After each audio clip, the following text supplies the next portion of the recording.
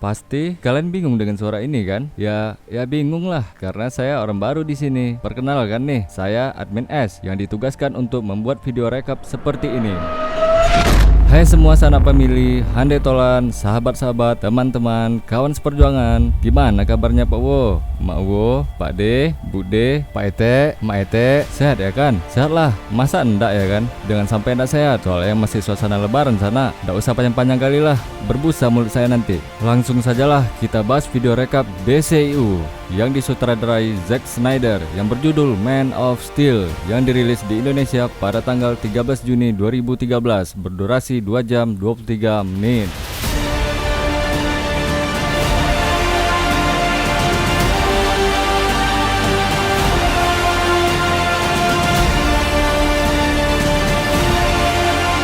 Jumpa lagi dengan DC Indonesia. Yang baru melihat video ini dan belum sempat menekan tombol subscribe, kami sarankan untuk menekan tombol subscribe pada channel ini agar kami tentunya lebih bersemangat dan pantang menyerah sana. Dan bagi yang sudah subscribe, kami ucapkan kalian luar biasa. Follow juga akun Instagram DC Indonesia. Terima kasih sana. Jadi nih, alur film ini sana menurut awak enggak terlalu ringan tapi enggak berat juga. Jadi sedikit ada mutar-mutarnya, bikin pusing tapi enggak pusing-pusing kali ya kan. Udah, langsung aja. Film Man of Steel dimulai dengan cerita bagaimana Superman alias Kal-El yang diperankan oleh Henry Cavill. Ini orangnya mempunyai kekuatan yang dahsyat. Ia berasal dari planet Krypton, yang dimana planet Krypton yang mereka tinggali akan musnah karena kehabisan energi. Kedua orang tuanya Jor-El dan Lara Lor, masing-masing yang diperankan oleh Russell Crowe sebagai ayah yang bernama Jor-El adalah seorang ilmuwan dan ibunya bernama Lara Lorven yang diperankan oleh Ayelet Zurer. Sebelum planet mereka ini akan hancur, kesempatan satu-satunya untuk mereka agar bertahan hidup adalah mengutus salah satu dari mereka ke planet yang aman. Setelah itu, terjadilah konflik antara petinggi-petinggi planet Krypton. Karena Jor-El tidak menyetujui rencana para dewan, tiba-tiba datanglah Jenderal Zod sama seperti ayah Superman. Ia menolak rencana para dewan, tetapi dia memiliki rencana lain, yaitu membawa mereka ke planet yang lain dan membunuh siapa yang menolak rencananya. Dan dia ingin jadi pemimpin baru bagi bangsa Krypton. Jor-El menentang hal itu, langsung diadili dan akhirnya melawan. Kemudian Jor-El memanggil Haraka. Haraka adalah sejenis burung di planet Krypton, lari dari Zod yang akan menangkapnya untuk dia mengambil kodeks. Karena kodeks ini merupakan gen bangsa Krypton yang sangat penting untuk menyelamatkan umat manusia di planet Krypton, yang fungsinya untuk mencari dunia yang layak dihuni salah satu kaum dari mereka, Jenderal Zod, yang diperankan oleh Michael Shannon. Ngeri ndak tuh? Ngeri lah, masa ndak ya kan? Yang dimana dia dipenjara atas kejahatan pembunuhan dan pengkhianatan tingkat tinggi. Dewan menghukumnya sebagai pasukan pemberontak, maka dikirimkanlah ke Phantom Zone atau bahasa Indonesia sebagai zona hantu. Setelah Zod dipenjara, Krypton pun hancur. Dengan begitu, kedua orang tuanya mengirim Kal-El yang masih bayi ke dalam tabung pesawat dan melepasnya ke bumi. Akhirnya, Superman sampai ke bumi. Diasuh sepasang suami istri yang diperankan Kevin Costner sebagai orang tua angkat bernama Jonathan Kane dan ibu angkat bernama Martha Kane yang diperankan Diane Lane. Masuk ke dalam keluarga manusia bumi, nama Kal-El pun berubah menjadi Clark Kent dan dibesarkan di ladang pertanian di Kansas. Alur cerita berlanjut untuk mengetahui riwayat Kal-El alias Superman mulai dari masa kanak, remaja hingga menjelma menjadi penyelamat bumi. Waktu kecil, pada masa sekolahnya, ia merasa terasing dan aneh sendiri karena kekuatan pendengarannya terlalu sensitif sehingga dia bisa mendengar semua jenis suara yang ada di sekitarnya. Penglihatannya pun bisa menembus ke lapisan kulit manusia sampai ke tulang-tulangnya.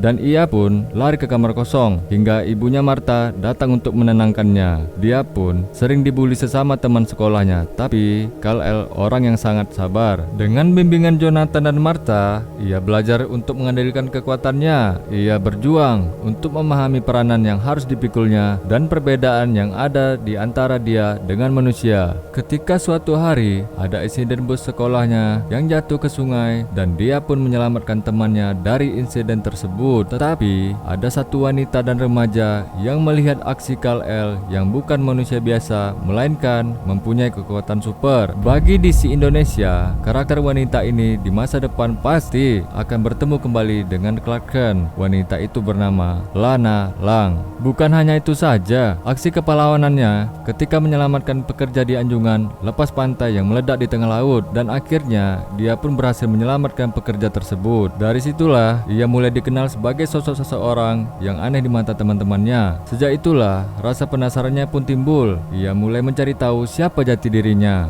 Dengan memperoleh keterangan yang tidak begitu cukup memuaskan dari orang tua angkatnya, sedikit demi sedikit ia mulai memahami tentang dirinya. Setelah itu, Kal-El menemukan Fortress of Solitude adalah markas pribadi dan rahasia Superman di Kutub Utara. Dalam Man of Steel, Fortress of Solitude adalah kapal pengintai yang dikirim oleh Jor-El ke bumi. Ketika Clark Kent pergi ke utara untuk menemukan takdirnya, dia menemukan Fortress of Solitude di mana dia mengetahui tentang asal yang sebenarnya. The Fortress of Solitude dalam film tersebut adalah sebuah kapal besar yang telah berada di bumi sekitar 20.000 tahun yang lalu. Jadi, di sini kapal itu memiliki kunci yang selama ini yang sudah ada pada Clark, yang berbentuk sepotong logam kecil dengan simbol Superman, yang mana bekerja sebagai semacam sistem operasi tingkat lanjut. Pintu masuknya adalah pintu bundar yang besar dan dilindungi oleh robot Krypton. The Fortress mampu terbang kemanapun yang diinginkan Superman. Di bagian kapal ditemukan beberapa mayat. Di bagian lain terdapat genangan air yang sangat besar, di mana banyak janin Krypton dapat terlihat dengan jelas. Kapal tidak disebutkan sebagai The Fortress of Solitude selain ditemukan di es. Kapal berisi ruangan tempat anak-anak Krypton dapat dibuat. Jenderal Zod menerbangkan kapal ke Metropolis di mana kapal itu jatuh ke bumi karena Superman. Tidak disebutkan apakah Superman menggunakan kapal ini sebagai fort. Clark dalam pesawat luar angkasa yang asing tersebut mulai menjawab kisah tentang identitas dia yang sebenarnya. Setelah ia bertemu dengan sosok ayahnya, Jor-El, yang telah diabadikan dalam bentuk hologram, dan melihatkannya Superman-nya pertama kali, dan menemukan simbol S yang terkenal itu, yang dimana arti sebuah simbol S itu adalah sebuah harapan. Dari keterangan yang diberikan hologram ayahnya itulah ia akhirnya mengetahui kisah dari awal mula hingga akhirnya ia bisa sampai ke bumi. Sayangnya, ketika ia sedang menyelidiki pesawat itu, ia tidak mengetahui bahwa seorang wanita yang berprofesi sebagai wartawan di Daily Planet ikut menyelinap. Dialah Lois Lane yang diperankan oleh Amy Adams. Cantik nggak? Ya, cantik lah, masa enggak ya kan?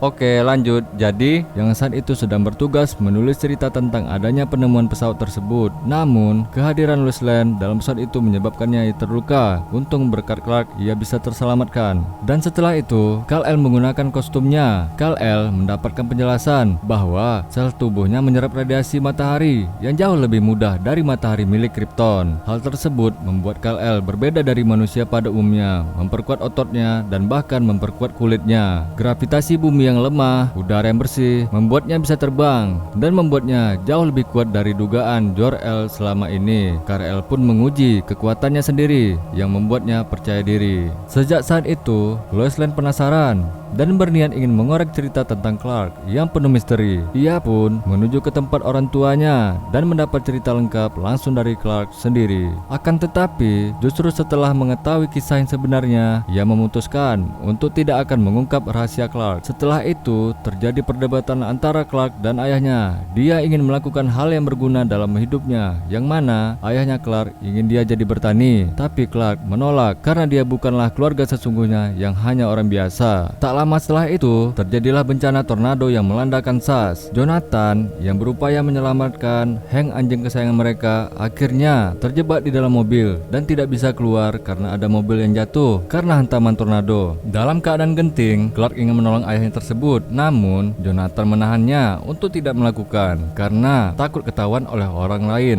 Clark pun histeris karena tidak bisa berbuat apa-apa. Melihat ayahnya tewas dihantam tornado, dibebani dengan rasa bersalahnya, dan Clark pun mencari tujuan baru dalam hidupnya. Dan Clark berjanji sama ibunya tidak akan pergi kemanapun.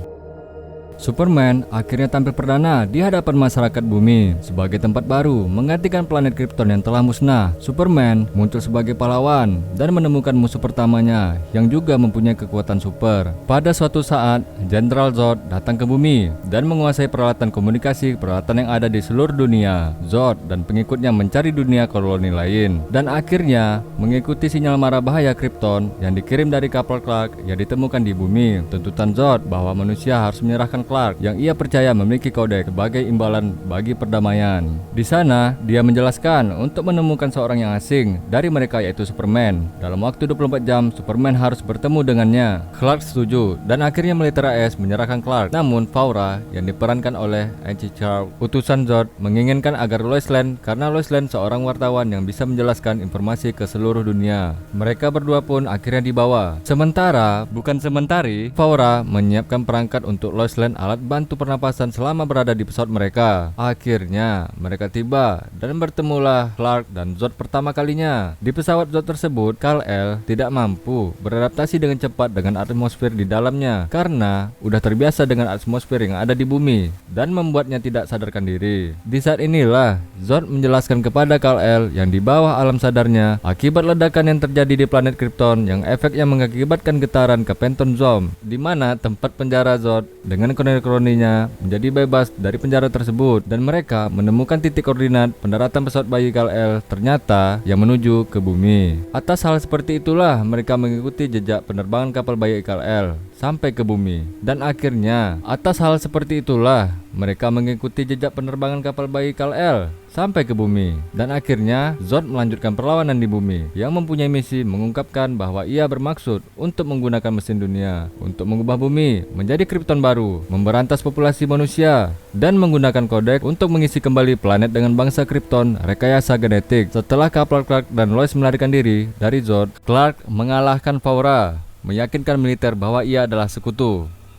Jenderal Zod menyebarkan mesin dunia dan memulai proses di Metropolis dan di Samudra Hindia, yang mana seperti senjata gravitasi, alat yang bekerja berkesinambungan dengan pesawat lainnya untuk meningkatkan massa bumi menyelimuti atmosfer bumi. Zod berhasil mengendalikan pesawat dan memegang kunci komando dan akan membangunkan Krypton kembali. Clark berhasil menggagalkan rencana jahat Zod dan dibantu oleh pasukan tentara. Namun, seperti apa Superman mampu mengalahkan Jenderal Zod? Duel Superman dan Zod yang dahsyat menghancurkan gedung-gedung, pesawat, bahkan kereta api. Pertarungan pun tidak di bumi saja, bahkan sampai keluar angkasa. Dan akhirnya Superman pun menang melawan Zod. Superman terpaksa membunuh Zod.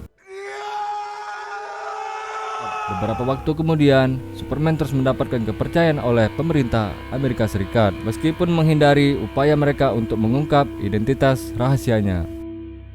Setelah itu, Clark mengambil pekerjaan sebagai reporter di Daily Planet dan ceritanya pun selesai. Jadi film ini kalau di IMDb mendapat rating 7,0. Kalau dari DC Indonesia memberikan rating 8,0 karena film ini membutuhkan pemikiran yang sangat dalam. Kalian tahu sendiri kan, Zack Snyder kalau bikin film totalitasnya terbukti. Para penonton dibuat untuk berpikir dengan alur ceritanya. Nah, kalau menurut Sana gimana nih? Oke lah, teman-teman DC Indonesia dimanapun kalian berada, entah di mana-mana lah. Pokoknya dari Sabang sampai Merauke, berjajar pulau-pulau, satu persatu menjadi satu. Itulah Indonesia. Loh, kok nyanyi pula ya? Akhirnya nih kita sudah berada di penghujung video. Sampai sejauh ini berikan pendapat kalian tentang rekap film Man of Steel. Tulis komentarnya di bawah deskripsi video ini. Share jika berkenan, tekan tombol suka jika kalian menyukai video ini. Dan tanpa kata-kata yang panjang, jaga kesehatan teman-teman, tetaplah selalu berpikir positif, dan terakhir, salam DC Indonesia, karena kita pecinta DC dari Indonesia. Bye. Pada suatu saat, Jenderal Zod datang ke bumi. Pada suatu saat, Jenderal Zod datang ke bumi dan menguasai